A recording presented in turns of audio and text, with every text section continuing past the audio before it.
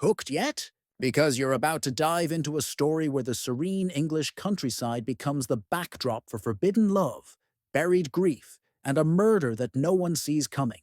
In Broken Country by Clare Leslie Hall, the life of gentle farmer's wife Beth is turned upside down when the one who broke her heart returns to the village, only this time with a secret, a son, and echoes of the past that refuse to stay silent. Beth and her kind husband, Frank, built a quiet life in the English fields of Dorset, still haunted by the death of their son, Bobby. Their marriage is built on love, loyalty, and the assumption that the past is safely buried.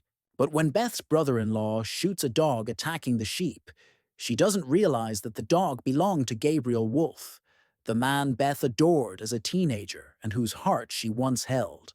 Gabriel's return to the village, now a celebrated writer and single father to Leo, reopens old wounds and sets in motion a chain of events that hurtle from nostalgia into danger. The narrative deftly toggles between three timelines. Beth and Gabriel's innocent summer of first love in 1955, the present-day 1968, where memories clash with new tensions, and the harrowing courtroom trial where someone is paying the ultimate price for a choice. In 1955, young Beth meets Gabriel, her world expanding in ways she didn't expect. His affluent background, his literary dreams, the magnetic pull between them. But when his future calls him away, she finds solace and stability in Frank's arms instead. Years later, Gabriel returns, and Beth's quiet life, built on grief and compromise, begins to unravel. As the tension builds, the reader realizes this is more than a love triangle. It's a story about the past that never truly goes away, about the consequences of choices made in youth, and about the way grief can shape a life. The dog shooting incident is the spark that ignites everything, but the real explosion comes from those overlapping timelines of longing, loyalty, betrayal, and secrets. Beth's choices become more complex. Does she remain the woman she became with Frank, or does she allow herself to be pulled back into the self she was with Gabriel?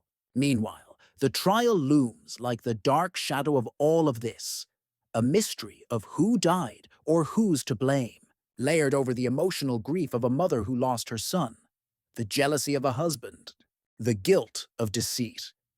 What makes this story so gripping is how Hall weaves home and identity into the motifs: rural landscapes, class divisions, unspoken desire, and the idea that you can never fully outrun your past. And the ending? Emotionally charged, beautifully written, and shattering in its impact. Readers say they couldn't stop listening, tears flowing, hearts racing. So if you're looking for an audiobook that will pull you in from the first line and hold on until the final revelation, this is it. Go ahead, listen to the audiobook version of Broken Country. It's free, and follow the link in the description. Don't just read the story, let it wash over